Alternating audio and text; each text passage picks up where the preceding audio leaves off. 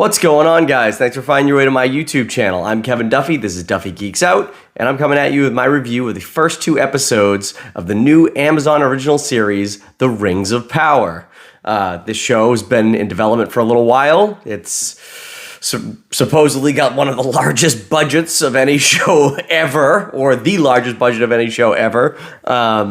It's also the center of a lot of controversy. There's a lot of people out there who are, up to this point, before the show even came out, have been trashing it before they even got a chance to see it. It's not uncommon in fandoms to have people do this, but it seemed a little out of place to me for a Lord of the Rings show. You know, Lord of the Rings are pretty universally liked if you're into any genre of any kind of the geek genres. Usually you find yourself liking Lord of the Rings. So it seems a little weird to me that people were all upset about this. And I know that there's different degrees of people that are mad about this show. There are people who are upset because it's not quite an adaptation of Second Age storylines, more of a interpretation for Amazon, kind of doing their own thing with this, with some specific people and specific stories, I guess, and that can be frustrating for big fans of the books and stuff like that. I personally have only ever read The Hobbit and the Lord of the Rings trilogy as far as books go,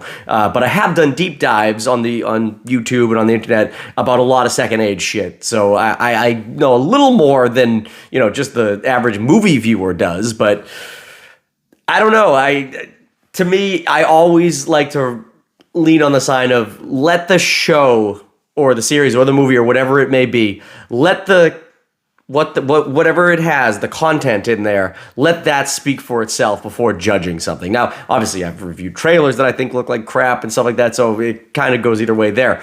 And maybe if the trailers didn't look good to you, then that's something to complain about. But these people saying this show is going to be terrible before they got a chance to see it, I don't understand that. Just give a show a chance, watch it, see what it does for you. If you don't like it after that, then fine, that's not your thing. But the cellar dwellers out there that are just like trashing this thing to fit their own little ideologies, they're just fucking losers. So with that out of the way, let's talk about the goddamn show, right? So I've heard from other reviewers, other people that have seen the movie, that they are glad they released this in the first two episodes because they thought the first episode didn't deliver enough to maybe carry the show without having the second episode to back it up. I didn't get that.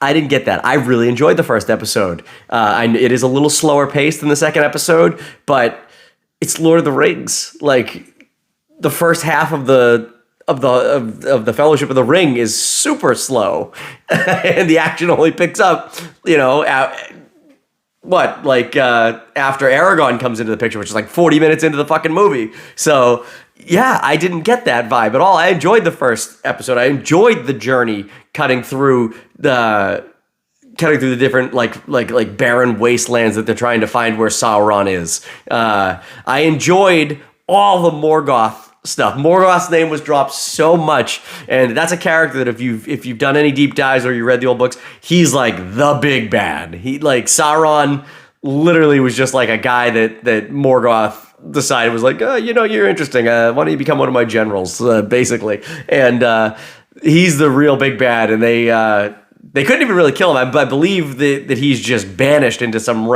realm or whatever. But again, don't quote me. I've only done dives like that. I haven't read the source material. I could be totally way off there. But he is the big bad of the First Age, and just totally like the bane of all the elves and stuff like that. Like, way worse than Sauron. And then Sauron just, you know, kind of did things a little smarter than Morgoth. It wasn't so much just like a crazy power move with Sauron as much as it was like wanting to control everything, you know? So yeah, I love that. The orcs, man, the orcs are something to be seen in this. They certainly, I knew from all the trailer footage and all the designs of the elves, of the orcs, they look fantastic. They look like they have so much more character in them than any of the orcs in the Peter Jackson movies. Each of them looks like they have their own little like unique thing going on. And obviously in this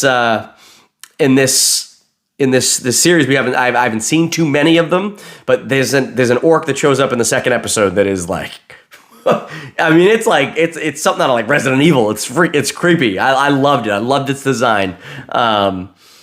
There's a lot of like cool stuff happening that I don't even know what it is yet. There's characters popping up that I don't know about. There's a character who shows up on a comet that as soon as I saw him land and starting to do things, I'm like, well, that could be Gandalf. That could be Gandalf. And I don't know if it is Gandalf because there's a chance it could be Sauron in disguise too. So I really don't know. I mean, I'm leaning Gandalf based on the look, the blue eyes, and just the haggard appearance and the use of the magic. It could be Gandalf being sent down to start his mission of being on Earth. But I don't even know if he was around for the Second Age. Again, I'm not such a big book reader that I know all the facts, but just based on what I saw in the show, I believe that is Gandalf, but it could be Sauron. It could be Sauron, and he's going to pull a fucking whoopsie woo on us and kind of screw everybody over that's like got the same feelings I got going into it. I liked a lot of the characters. I thought the what were they called? The not the Proud Feet. God damn it, I just watched it too. I thought the Hobbit, basically the Hobbits, basically. I thought the Hardfoots or Harfoots. I thought they were really likable characters. They're kind of like gypsies that just pop up and move around, and I really, really like them. Nori is a super likable character out of them. I really liked her. Galadriel I liked a lot. You know, a lot of action set pieces kind of fell around her, but her conversations with Elrond I really liked.